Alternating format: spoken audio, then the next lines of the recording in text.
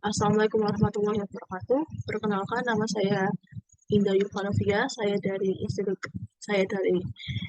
jurusan Departemen Teknik Fisika Institut Teknologi 10 November dengan NRP 50092111085. Di sini saya akan mempresentasikan mengenai tugas proyek dokumen instrumentasi untuk sebuah proses yang ada di industri sesuai dengan standar ISA. Nah, untuk sistem instrumentasi yang akan saya jelaskan yaitu mengenai produksi benzena melalui hidrodilgenasi toluid. Apa saja yang akan saya bahas, yang akan saya jelaskan, yaitu yang pertama mulai dari block flow diagram, yang kedua proses flow diagram atau PFD, yang ketiga adalah piping instrumentation diagram atau PNID. Yang pertama yaitu adalah block flow diagram, seperti yang dapat dilihat pada gambar ini. Gambar ini merupakan block flow diagram dari produksi bensin. Jadi terdapat toluene dan hidrogen yang masuk ke dalam reaktor untuk menghasilkan bensin. Nah, kemudian terdapat gas separator, di mana ini berfungsi untuk memisahkan atau membuang gas-gas yang tidak terkondensasi akan dipisahkan dan dibuang. Nah, kemudian produk benzena dan toluene ini yang tidak bereaksi akan dipisahkan dengan proses distilasi, yaitu ini. Nah, sehingga nanti akan ada toluene akan didaur ulang ke dalam reaktor dan benzena akan dihilangkan dalam aliran produk. Next. Nah, selanjutnya yaitu ada proses flow diagram atau PFD. Nah, proses flow diagram atau PFD ini merupakan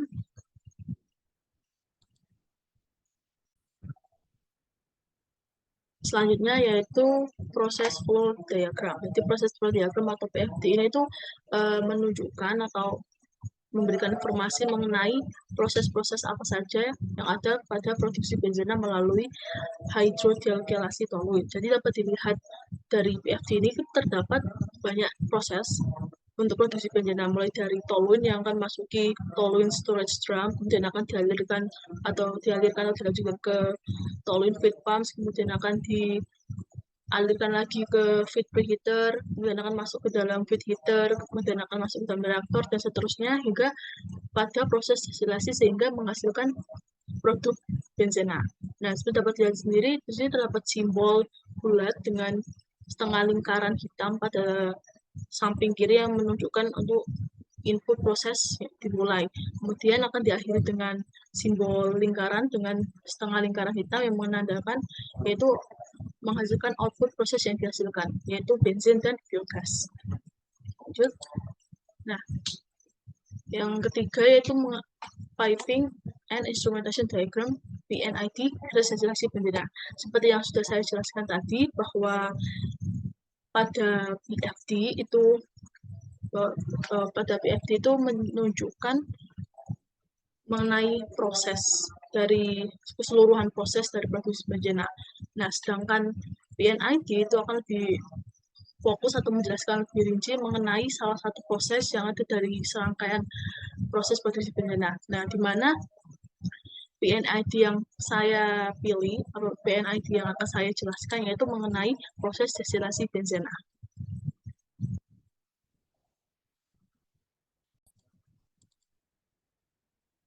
Oke, jadi ini merupakan proses PNID dari destilasi benzena. Jadi pada PNID ini prosesnya dimulai dengan aliran yang masuk pada proses yang terdiri dari benzin, toluene, hidrogen, dan metana yang akan dimasukkan ke dalam kolom distilasi. Aliran yang diumpankan ini terdiri dari 74,8% benzena dan 24,6% toluene. Sedangkan sisanya yaitu metana dan hidrogen. Nah, aliran distilat ini kemudian akan mengalir melalui pipa berinsulasi ke kondensor. Ini adalah kondensor untuk menurunkan suhu aliran distilat sebelum dialirkan ke dalam drum reflux. Ini adalah drum reflux. Nah, air pendingin dialirkan melalui kondensor melalui pipa berinsulasi untuk mendinginkan suhu aliran distilat. Suhu dan laju aliran air pendingin masing-masing dikontrol oleh temperatur control valve (TCV). Kemudian menghasilkan produk limbah dari aliran distilat itu akan dikeluarkan dengan menggunakan saluran kimia atau chemical sewer yang dihubungkan ke kondensor melalui katup gerbang, yaitu ini. Ini merupakan chemical sewer. Nah, bagian tengah kondensor melewati katup pelepas tekanan siku-siku ventilasi ke suar, itu ini. Sedangkan bagian atas kondensor melewati katup pelepas tekanan sudut kanan ke ventilasi ke atmosfer, yaitu ini. Nah, dua katup ini itu bertindak sebagai katup pengaman yang menjaga tekanan operasi kondensor dengan melepaskan tekanan berlebih yang menumpuk di dalam kondensor. Kemudian, aliran yang terkondensasi itu akan mengalir melalui pipa berinsulasi ke dalam drum reflux atau vessel, yaitu ini, V104, untuk memisahkan bahan bakar gas dan ekstrak benzena. Reflux drum sendiri itu terdiri dari indikator temperatur dan indikator tekanan. Kemudian terdapat port sampel, angka 5 ini dihubungkan ke drum reflux untuk memeriksa komposisi sampel. Secara bersamaan, produk limbah dibuang melalui saluran pembuangan kimia atau chemical sewer. Produk overhead melewati sistem pengontrol tekanan dan pembacaan tekanannya itu diubah menjadi sinyal pneumatik sebelum dikirim ke katup pengontrol tekanan atau pressure control valve. Nah, kemudian ini terdapat katup gerbang yang dioperasikan dengan tangan ini tuh dipasang untuk berjaga-jaga jika terjadi keadaan darurat. Nah, selanjutnya aliran benzena itu diekstraksi dan dipisahkan menjadi dua pipa berinsulasi dengan katup gerbang terpasang di masing-masing pipa. Dua pipa ekstrak benzena dialirkan ke dua pompa, yaitu P102A dan P102B. Limbah dari ekstrak benzena ini ditarik dengan menggunakan saluran pembuangan kimia, dan benzena dengan kemurnian lebih tinggi akan dipompa ke aliran distilat.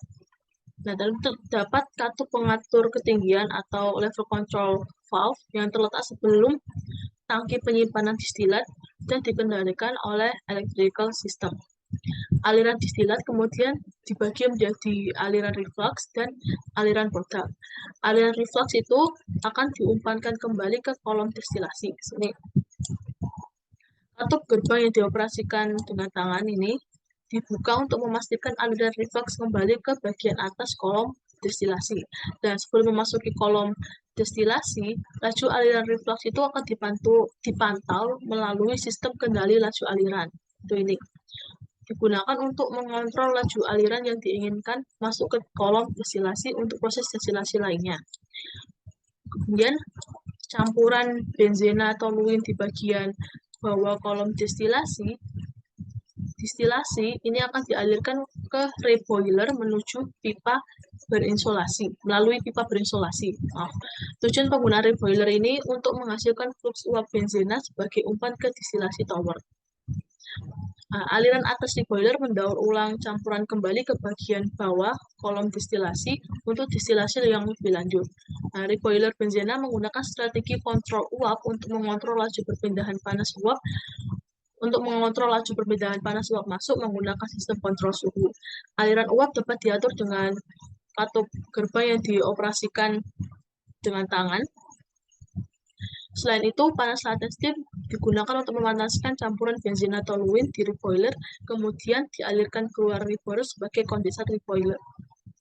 Reboiler terhubung ke dua ventilasi dengan mengeluarkan gas yang tidak dapat terkondensasi. Efisiensi perpindahan panas dapat ditingkatkan. Aliran ke ventilasi dikendalikan oleh katup pelepas tekanan siku-siku hanya untuk mempertahankan tekanan kerja sistem reboiler dengan melepaskan tekanan berlebih ke ventilasi suar, terus yang ini ke ventilasi atmosfer.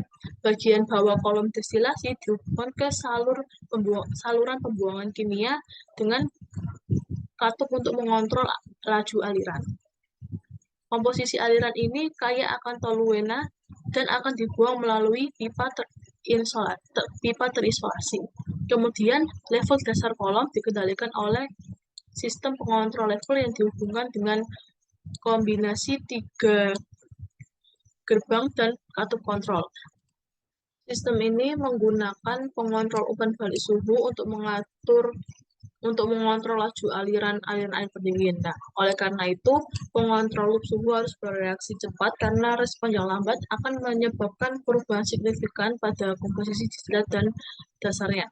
Nah, seperti yang terlihat pada diagram PNID ini, terdapat banyak sekali pengontrol untuk mengontrol berbagai parameter dalam sistem kolom distilasi seperti level level parameter level, temperatur, flow, dan tekanan. Nah, biaya pembangunan pengontrol ini dan pekerjaan operator berkontribusi terhadap sebagian biaya keseluruhan dari sistem. Oleh karena itu, sistem pengontrol suhu dapat digunakan untuk mengontrol suhu dan mencapai kontrol level di dalam kolom karena ada interaksi antara parameter level dengan parameter suhu. Nah, dengan demikian, pengontrol level dapat diaplikasikan. Nah, dalam diagram PNID ini, jika kendali level tidak langsung dapat dicapai oleh pengontrol suhu, maka disarankan untuk memanfaatkan aliran bawah untuk mengontrol parameter lain seperti komposisi dengan menyiapkan pengontrol komposisi daripada menggunakan pengontrol level. Kemudian, aliran terbesar dalam keseluruhan proses umumnya digunakan untuk mengontrol level kolom distilasi karena alirannya cenderung tidak jenuh. Misalkan, jika rasio aliran reboiler terhadap laju aliran produk bawah, maka bawah itu besar, maka skema kendali level diatur pada aliran reboiler. Namun metode ini tidak dapat diterapkan jika parameter suhu diperhitungkan, karena terdapat interaksi antara parameter suhu dengan parameter level. Karena keterbatasan interaksi parameter, akan lebih efektif untuk menerapkan decoupling statis menggunakan dua pengontrol PI untuk aliran reflux dan aliran pendedihan untuk mengontrol konsentrasi atas dan bawah secara independen. Nah, metode ini tuh memastikan bahwa gangguan pada aliran atas bertambah kecil pada aliran bawah dan sebaliknya. Jadi, pada kesimpulannya, ada banyak parameter yang harus dikontrol dalam proses distilasi seperti tingkat atas dan dasar kolom, yaitu tekanan dan suhu. PNID destilasi benzin atau fluid ini menunjukkan dimensi perpipaan dan susunan sistem pengontrol untuk mengatasi perubahan parameter akibat gangguan terhadap parameter. Pengaruh interaksi parameter pada proses distilasi dapat diminimalkan dengan menggunakan dua pengontrol PI atau dengan decoupling statis. Baik, demikian yang saya dapat sampaikan pada presentasi tugas ini. Apabila ada salah kata, saya mohon maaf. Saya akhiri. Wassalamualaikum warahmatullahi wabarakatuh.